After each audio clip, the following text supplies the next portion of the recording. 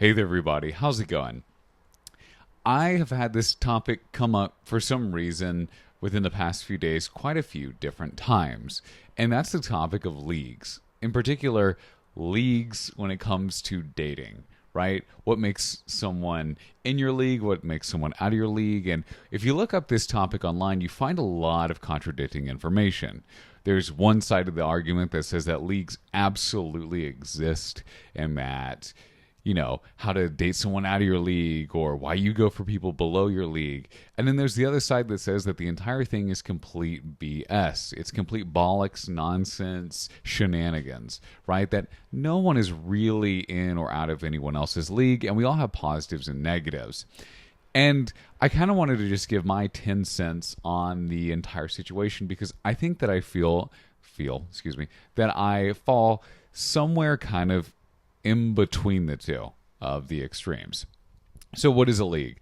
So league is something that we typically use to kind of determine someone's worth, especially in terms of dating, right? And especially in terms of the relationship market, if you will. So there's a few different ways that we determine this. The biggest way, especially as guys, is we determine someone's league, as a woman in particular, right, is based off of how she looks. So if you're at a bar somewhere and you and your homeboys just get done eating each other's hot dogs and you're looking for something else, you might find a really attractive woman over there on the side of the bar, and you might go, hey, I'm going to go talk to her, but she just looks really, really out of my league. Right? And you're purely basing it off of looks. There's other ways too, right? A very high paying job or someone who has a lot of social status. These would also be ways that people kind of, do or don't put people in and out of a league. However, with all that being said, people do have positives and negatives about them. Everybody has something that you're great at, and everybody has something that you're just not so good at.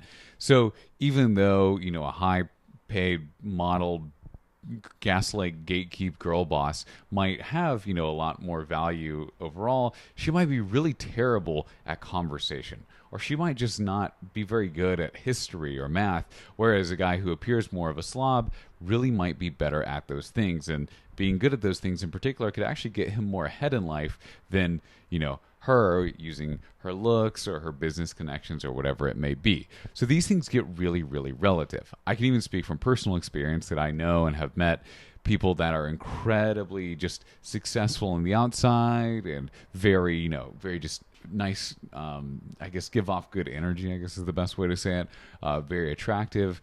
And then you get to know them and they're actually pretty miserable. And you kind of sort of hate their guts, right? This isn't that uncommon. And so whereas someone who is maybe, not making a ton of money and who doesn't look quite as good, a bit lower on the social status, when you look at them, they're really happy. They're really fun to be around. And you guys can throw peanuts at wild animals together and you're always going to have a joyous jump as time.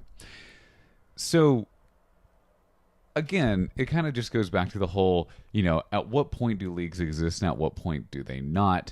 And this is where my opinion comes in, is that I think that they do exist, but they're not very well defined.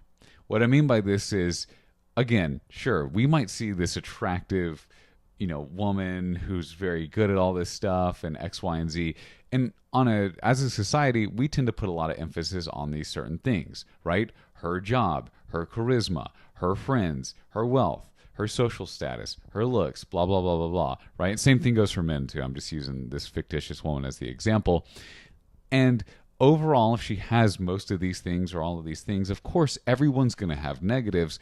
But I do feel as though that is very fair to say that this hypothetical chick is out of the league of a guy who doesn't have all those things. And yes, maybe he does make her feel good, but it doesn't mean that, just making someone feel good necessarily makes up for all those shortfalls in the eyes of, well, the rest of society and maybe even her on that level too, right? So again, everyone has positives and everyone has negatives. However, leagues do kind of exist, and there's a reason why we say this, and people in general kind of have just a vague concept of what a league is, or what makes someone good, or what makes someone bad. And again, it varies culture by culture, but yet we all sort of have these same shared ideas. And it goes back to the wealth, back to the attraction, blah, blah, blah, blah, blah.